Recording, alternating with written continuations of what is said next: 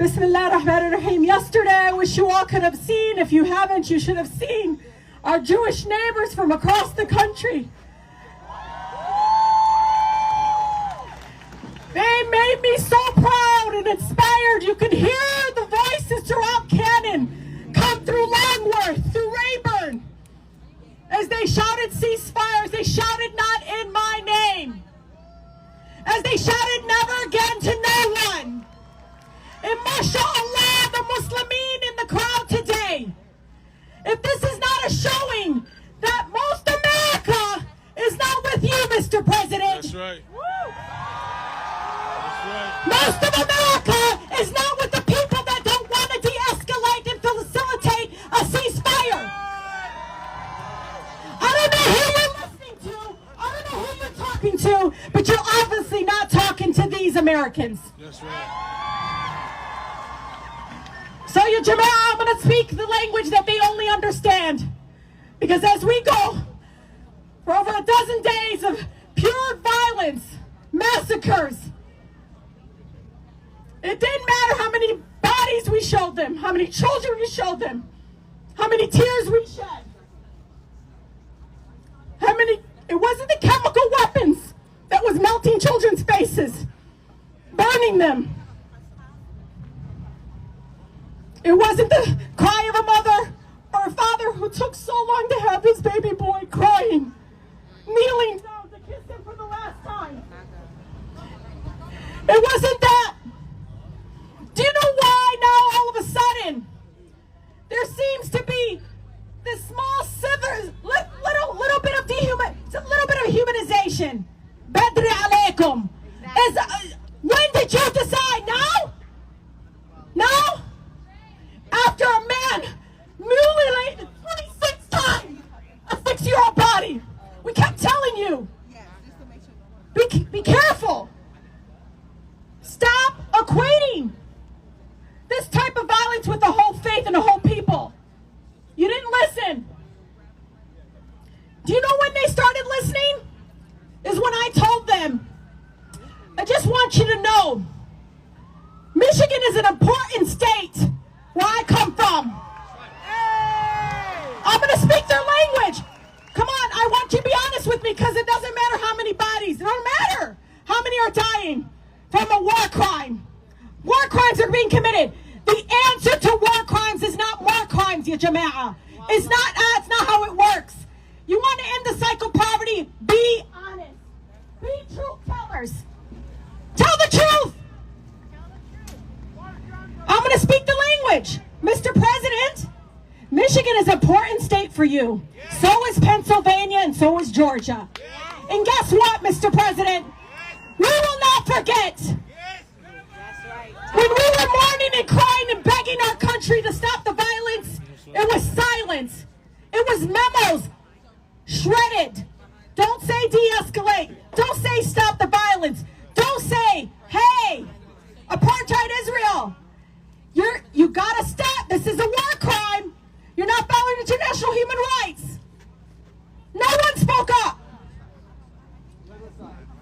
The genocide that is happening right now, as people are staying silent, is the true essence of how we're all feeling. This is exactly what they're telling us who they are. And so when I have residents calling me, telling me, Rashida, the previous president wanted to ban us and probably put us in concentration camps. This one wants us just to die. That's how it feels. Shame on them. Shame on them. How many? I want you guys all to shout where you're from. What states are you from? Shout it. Shout what state you are. We are from all over the country, just like yesterday. Amazing, incredible Jewish neighbors coming together from all around. This is how we got to talk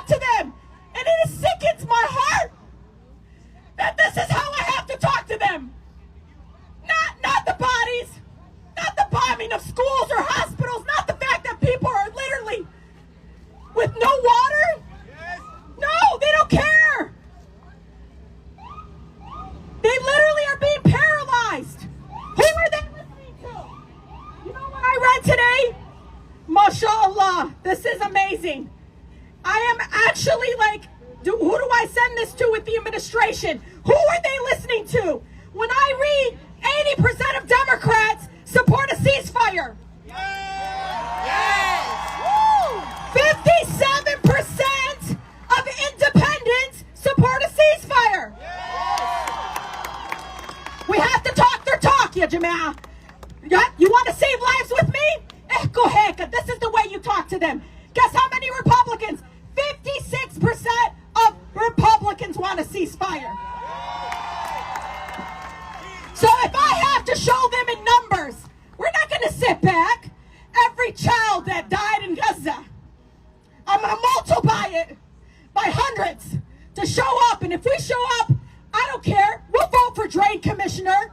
We'll vote for a city council person.